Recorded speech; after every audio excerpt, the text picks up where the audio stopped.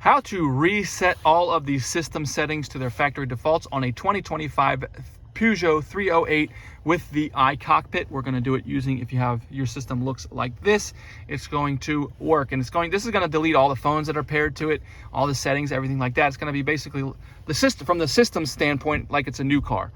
All right, so we're going to start from this screen. If you're not on this screen, we're going to hit the little home button here. And then from here, we're just going to hit settings. And then from settings, we're going to hit system.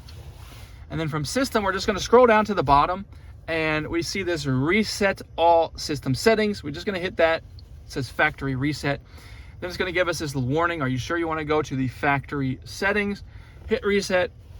It's going to take like about 15 seconds or so to do its little thing. And since this is a French car, so it was in English, it should pop up in French now.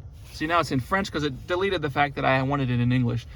So anyways, and now like if I had my phone paired, anything like that, it's all been set back to the factory defaults, and I can go ahead and set this up again, pair my phone, all that kind of good stuff. So anyways, hope this video helped. If it did, if you leave me a like, I'd really appreciate it.